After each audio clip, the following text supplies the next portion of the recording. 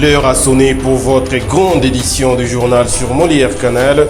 Bienvenue si vous nous rejoignez dans cette nouvelle session d'actualité dont voici les grands titres.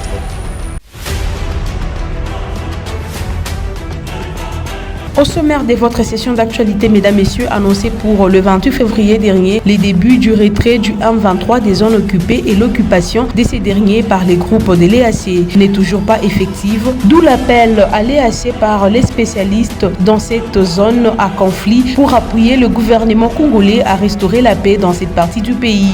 Et puis les ONG congolaises ACAJ, ODEP et Azado appellent la justice congolaise à se saisir du rapport de l'IGF incriminant l'entreprise chinoise Sicomine sur le contrat sino-congolais. Mesdames, Messieurs, les développements de ces titres est à retrouver tout de suite au cours de votre édition. Encore une fois, bienvenue. Démarrons cette grande édition du journal par cette information annoncée pour le 28 février dernier par les chefs d'état-major de l'IAC. Le retrait du M23 des zones occupées n'est pas respecté par cette rébellion. Des experts en relations internationales appellent la communauté de l'Afrique de l'Est à soutenir les efforts du gouvernement congolais à mettre fin à cette rébellion. Eric Lutumba et Paul Mbaya nous font le point. C'était à l'issue d'une réunion des chefs d'état-major de l'EAC à Bujumbura en février dernier qu'un communiqué signé conjointement annonçait le retrait à partir du 28 février dernier des terroristes M23 de toutes les zones occupées. Cet ultimatum n'est plus une fois de plus respecté par cette fameuse rébellion, d'où l'appel à la communauté de l'Afrique de l'Est à soutenir les efforts du gouvernement congolais à restaurer la paix dans cette partie du pays. Nous déplorons le fait que le M23 et ses parents, le Rwanda et l'Ouganda, n'ont pas respecté le délai donné par non seulement la EAC mais aussi l'Union africaine pour le retrait des zones occupées. Et cela devrait davantage interpeller la RDC à passer à une autre vitesse supérieure, c'est-à-dire se réorganiser pour, au-delà de faire la pression diplomatique dans les instances internationales, mais voir comment l'armée sera davantage appuyée pour ouvrir le feu, parce que ce n'est pas aujourd'hui et demain que le M23 va libérer ces localités, parce qu'on ne le dit pas assez. Le fait d'occuper ces territoires donne, si vous voulez bien, de l'importance au M23. Et le M23 voudrait aller à la table de négociation en ayant déjà occupé quelques localités pour avoir suffisamment de poids sur la table de négociation. Ce qui reste à faire, c'est d'exiger à la communauté à laquelle le Rwanda, l'Ouganda et la RDC appartiennent, c'est-à-dire EAC, à faire trop de pression au Rwanda et à l'Ouganda. Cet expert appelle également l'Afrique de l'Est à condamner de vive voix le soutien du Rwanda au M23. Bien, d'abord, l'EAC doit condamner le Rwanda et l'Ouganda au regard des rapports comme le pays qui soutient le M23. Mais malheureusement, l'EAC n'a pas encore fait cela. De deux, l'EAC doit appuyer les efforts congolais pour que la paix et que le M23 soit vaincu. On ne le voit pas. La force a été déployée, mais on voit que cette force vient, si vous voulez bien, créer des confusions au lieu de passer à l'offensive. Les deux communiqués donnaient pouvoir aux forces burundaises, sud-soudanaises, kenyanes et ougandaises d'occuper tous les territoires congolais au nord Kivu sous contrôle actuellement du M23. À l'issue de la réunion des chefs d'état-major des forces de défense de l'EAC tenue à Nairobi le 9 février dernier, il a été décidé que le M23 allait s'échelonner sur une période de 30 jours, donc jusqu'au 28 février 2023. Passé à cet effet, un acteur politique approché n'a pas manqué de placer un mot quant à ceux dont ces propos recueillis par Beki Kassongo. L'accord, les récentes résolutions d'Addis Abeba et les résolutions de Nairobi qui ont donné un ultimatum ou un chronogramme aux troupes rebelles et terroristes du M23 afin de dégager sur le territoire congolais et de déposer aussi les armes. Mais fort malheureusement, nous avons constaté la mauvaise foi de nos amis qui n'ont pas voulu suivre la voie de la paix. il est aussi vrai que cela ne va pas nous rendre, nous, peuple congolais, dupes, parce que nos forces armées sont dotées d'un ordre pour exercer une pression sur ces rebelles. Et aussi, il faut noter que la force régionale sera aussi dotée de cet ordre-là afin de mener une pression sur les rebelles du M23. Alors, il faut noter que dans les jours à venir, la réponse sera d'une très grande envergure parce que nous allons parler maintenant avec les feux. Comme annoncé dans les sommaires, dans une conférence de presse animée conjointement ce mercredi 1er mars 2023 à Lubumbashi sur les révélations accablantes contenues dans le dernier rapport de l'IGF au sujet des contrats chinois en RDC, particulièrement pour l'entreprise Sicomine. Les ONG ACAJ, ODEP, ASACO préfèrent que la justice puisse s'en saisir du dossier. Reportage.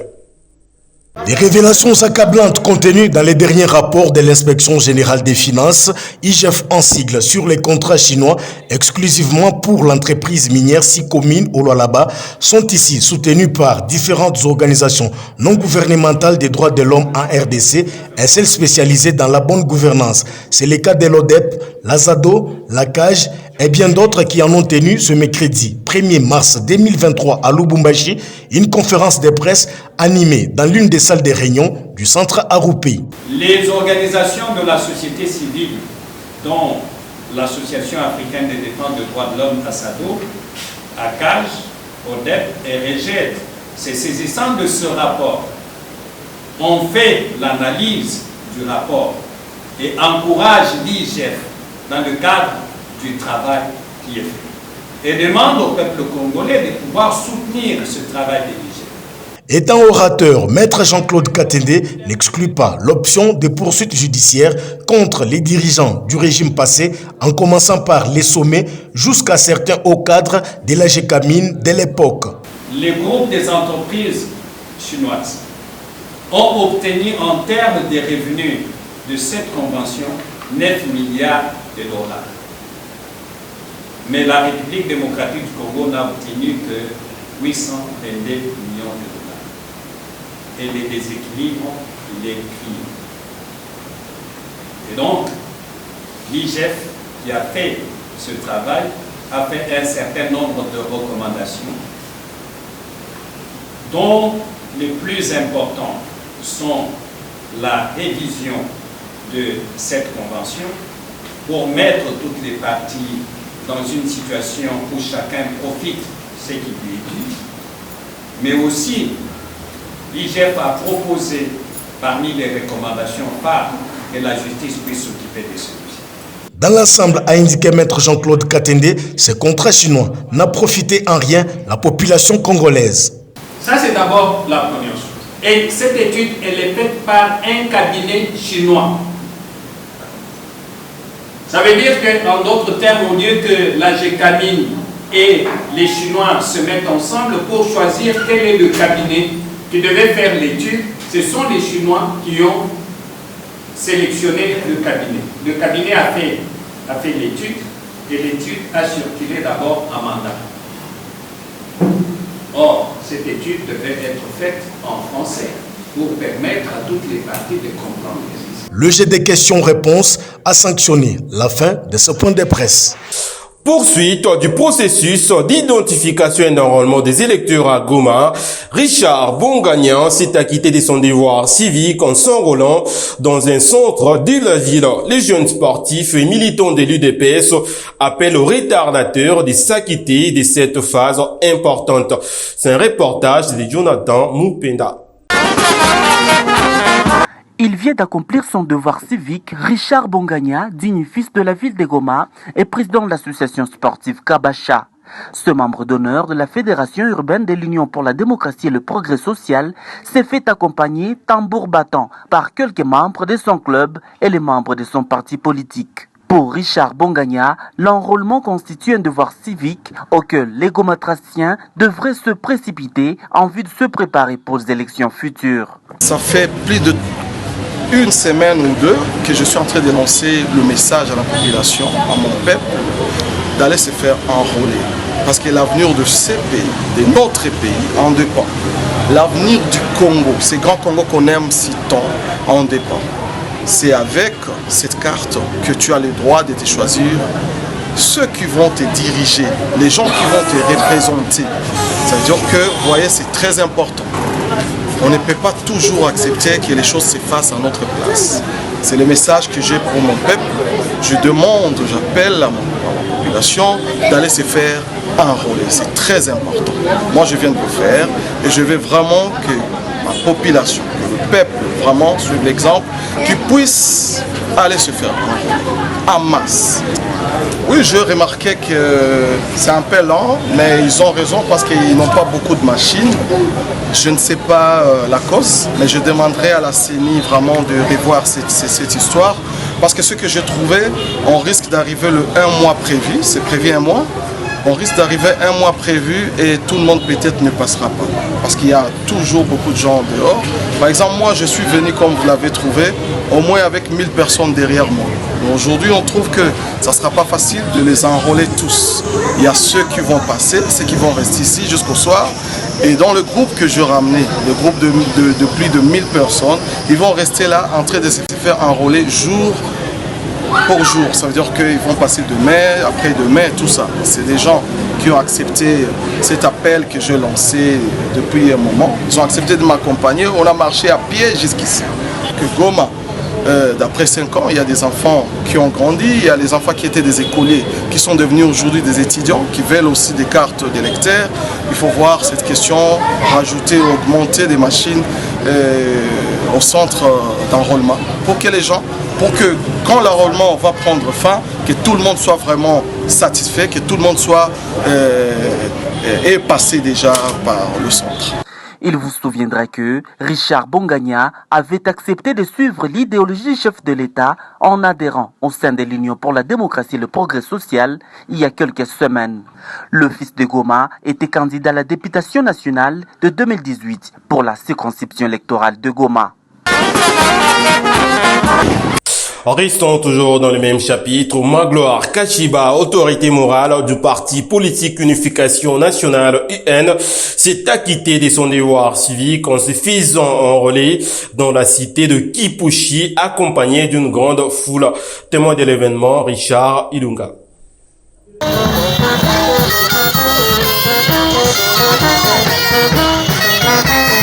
C'est une démonstration de force du parti Unification Nationale UN qu'a vécu les habitants de la cité minière de Kipushi le week-end dernier. C'était à l'occasion de l'enrôlement de son président national et autorité morale, Magloire Kashiba, accueilli à l'entrée de Kipushi par le haut cadre du dit parti. Ensuite, le cortège a pris d'assaut plusieurs artères de Kipushi avant de se rendre au siège du parti situé sur l'avenue Inakiluba, où Magloire Kashiba a eu des mots justes à l'endroit de toute cette foule immense venue l'accueillir. Après le siège, Magloire Kashiba et tout son cortège se sont rendus au centre Safina où il s'est fait enrôler tout en respectant toutes les étapes possibles à l'intérieur du centre bien avant l'obtention de sa carte d'électeur. Donc nos amis sont professionnels et que tout s'est passé vraiment très bien. Nous disons merci à tout le monde pour nous accompagner à ce bureau. Notre appel, c'est pour le reste de nos militants de se faire enrôler massivement. Nous devons nous enrôler massivement pour participer à nos élections qui viennent au mois de décembre aussi massivement, avec comme objectif d'aller au Parlement national et même différentes assemblées provinciales pour nous constituer une majorité présidentielle. Nous voulons donner le deuxième mandat et c'est même un acquis, le deuxième mandat à notre président Félix Antoine Tshisekedi Tshilombo. Le deuxième mandat est déjà rassuré avec l'unification nationaliste et même la composition de la majorité présidentielle au sein du Parlement national, c'est une assurance. Après les centres d'enrôlement, ils se sont tous dirigés au cercle Kamarengue où les comités sectionnaires de Kipushi a lu son mémo dans lequel ils ont remercié leur président national et formulé quelques recommandations auxquelles Magloire Kashiba a répondu avec satisfaction tout en prodiguant à tous ses hauts cadres et membres de son parti politique des sages conseils. Le parti est tout le parti dans l'Assemblée Bantubote.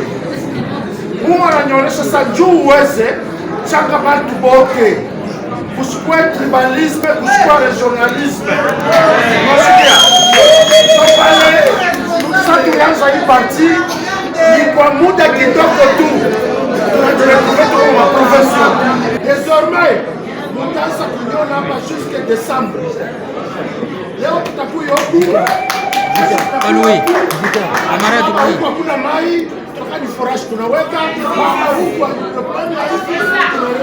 L'activité s'est clôturée dans une ambiance de famille.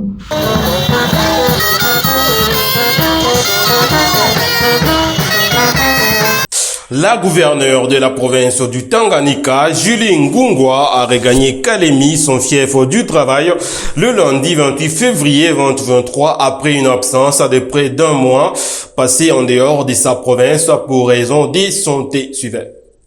Elle revient en bonne santé ce mardi 28 février après près d'un mois de convalescence. Julie Ngungwa Mwayuma, gouverneur de la province du Tanganyika, est accueillie à l'aéroport de Kalemi par les membres du comité provincial de sécurité rangés de façon protocolaire avant de retrouver l'aile d'honneur de la police nationale congolaise rangée pour son accueil. Sur une autre ligne d'attente, quelques membres de son gouvernement provincial et quelques de ses conseillers. Cadre assermenté de l'Union pour la démocratie et le progrès social UDPS, Julie Ngungwa Mwayuma est accueillie également par les cadres de son parti au slogan de soutien inébranlable au président de la République, Félix Antoine Tshisekedi Tshilombo, ainsi qu'à sa gouvernance. UDPS viva, viva, viva, viva.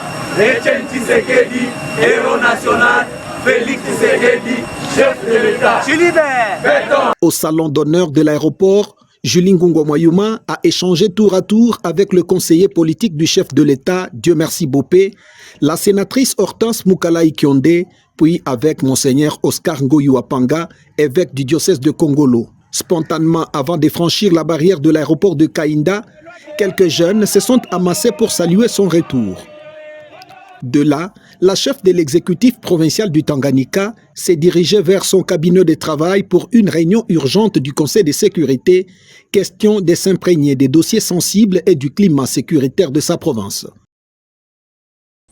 Toujours dans les Tanganyika, le gouvernement provincial a lancé par le biais du vice-gouverneur Ferdinand Massamba le travaux de rechargement d'une route circulaire de la ville de Kalemi sur financement du Fonds national d'entretien routier FONE. Suivez. Le vice-gouverneur de la province du Tanganyika, Massamba Ferdinand, a lancé officiellement ce mardi 28 février 2023 les travaux de rechargement d'une partie de l'avenue circulaire tronçon Isder Kalemi pont Mukishiwankala, et cela après avoir suffisamment reçu les explications techniques détaillées sur l'ouvrage qui sera exécuté par l'Office des voiries et drainage OVD sous surveillance du bureau technique de contrôle BTC. Le numéro D de la province du Tanganyika a, sur procuration de sa tutélaire Julie Ngungwa Mwayuma, arrivé fraîchement de sa mission, donné le go de ses travaux, tout en recommandant une prise de conscience au service d'exécution pour livrer un ouvrage bénéfique à la population. Simplement, j'ai dit sincèrement merci à FONER pour cet appui financier. C'est bénéfique à la ville de Kalemi, à ce quartier Kankomba. La population se réjouit. Voilà pourquoi je demande au directeur et ce partenaire de bien faire le travail et aussi surtout de respecter les délais pour que la population puisse voir un travail bien fait. Le directeur provincial de l'OVD, ingénieur Moulungu Kabunda François, a promis à l'autorité provinciale un travail de qualité conforme au cahier des charges soumis à son service. Que ça va, donc là déjà nous sommes à pied d'œuvre, comme le lancement vient d'être effectué. Nous devons vraiment respecter le timing d'exécution des travaux et viser aussi que le travail soit de bonne qualité. Partenaire financier de l'ouvrage, Madame Nadine Banzakatumbwe a, au nom du Fonds national d'entretien routier FONER, exhorté l'OVD et le BTC à traduire leurs connaissances dans l'amour de leur ville. Ce que FONER peut dire que demandons à nos collaborateurs OVD et BTC de bien travailler et surtout que BTC de la technique de vraiment bien surveiller pour l'intérêt de la population et que pour ça soit un travail durable et fort. Durant 90 jours, ces travaux seront exécutés pour permettre aux usagers de ce tronçon de bien vaquer librement à leurs occupations, ceci en prélude du grand projet d'asphaltage de l'ensemble de cette avenue longue d'environ 5 km envisagé par le gouvernement provincial. L'Église catholique et les gouvernements provinciaux comptent collaborer dans les domaines de l'assainissement. C'est le gouverneur Jacques Kiaboula Katoué qui l'a déclaré à l'issue de sa rencontre avec l'archevêque métropolitain de Lubumbashi, Fulgence Muteba. Suivez. À son arrivée à l'archevêché de Lubumbashi, le gouverneur Jacques Kiaboula Katoué est accueilli par l'archevêque métropolitain de Lubumbashi, Monseigneur Fulgence Muteba. Les deux personnalités ont d'abord passé en revue les incidents survenus récemment à l'archevêché de Lubumbashi. Pour l'autorité provinciale, il n'y avait rien de nuisible, c'est la procédure qui a failli. Il s'agissait de la visite des hommes en uniforme qui sont venus pour des pratiques d'entraînement militaire, surtout dans le cadre de sécurité de hautes personnalités dans les lieux publics. Nous avons effectivement condamné la procédure. Il n'a pas été observé, c'est-à-dire ils sont venus ici pour se présenter et solliciter, mais ça aurait dû se faire au préalable et que nous, les autorités provinciales, nous aurons dû aussi nous impliquer pour avertir l'archevêché de sorte que la porte de l'église leur soit ouverte. Et donc je crois que il y a un rapport de l'église catholique de l'archevêché qui va nous être présenté. Nous devons davantage cultiver un climat de paix et de convivialité entre les institutions que nous animons au niveau de la province et ainsi que les églises, particulièrement l'église catholique qui s'est retrouvée dans cette situation. L'essentiel de leur entretien a tourné ensuite autour d'un projet d'assainissement de la ville de Lubumbashi sur lequel le gouvernement provincial et l'église catholique comptent mutualiser leurs efforts. La question de la propriété nécessite absolument que nous puissions faire impliquer les différentes couches de la population, entre autres l'église catholique, et je crois que l'initiative est saluée par les deux parties, c'est-à-dire le gouvernement et l'Église catholique. Évidemment, on va associer la mairie et donc incessamment, vous allez devoir nous voir et nous voulons que l'initiative soit portée par la population. Et c'est comme ça que l'archevêque va prendre le devant pour que nous puissions nettoyer notre ville. Elle a connu des transformations en matière de construction, des routes avec éclairage public, pavé, assainissement.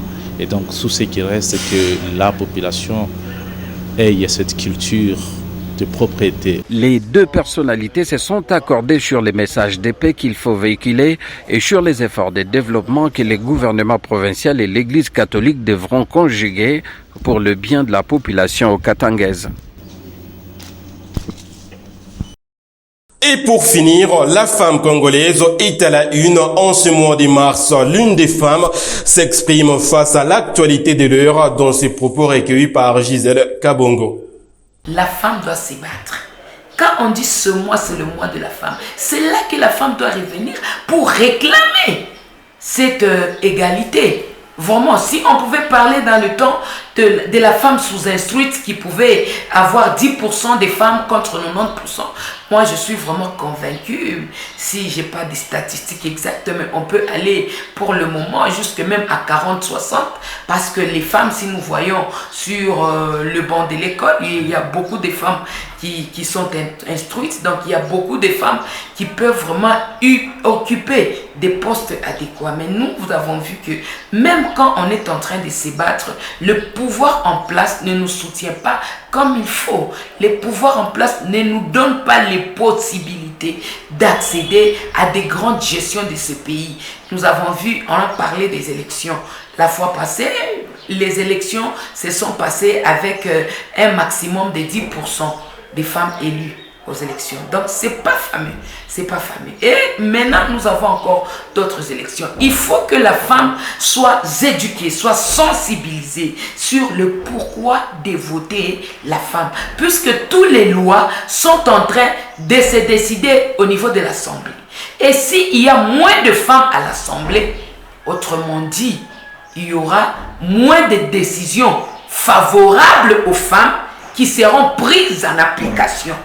Je veux dire à la femme aujourd'hui que beaucoup de cas de femmes qui sont en maltraitance, qui ont des difficultés conjugales, qui ont des injustices par-ci, par-là, restent sans suite. Pourquoi? Parce que ceux qui gèrent ces dossiers-là, ils gèrent sous l'impact, l'influence des lois qui sont purement masculines, qui sont purement des hommes. Donc la femme doit, pour ces élections, apprendre à voter pour la femme. Parce que la femme saura exprimer le droit de la femme au niveau de l'Assemblée comme il se doit. Je vous dis, il y a par exemple 10% à 20% des femmes au niveau de l'Assemblée. Il y a une loi qui doit être votée. Même si toutes les femmes l'ont votée pour cette loi, la loi ne va pas passer. Ce journal est terminé. Place au rappel des titres pour ceux qui nous ont pris en cours de diffusion.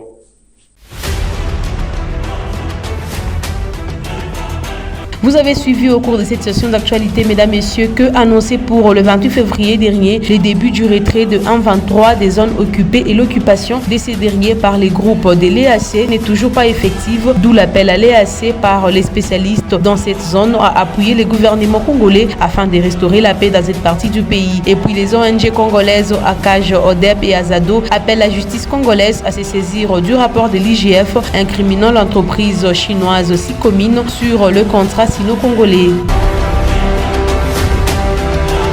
Ainsi prend fin cette grande édition du journal sur Molière Canal. Merci à tous de l'avoir suivi. Restez en compagnie de nos programmes. À la prochaine.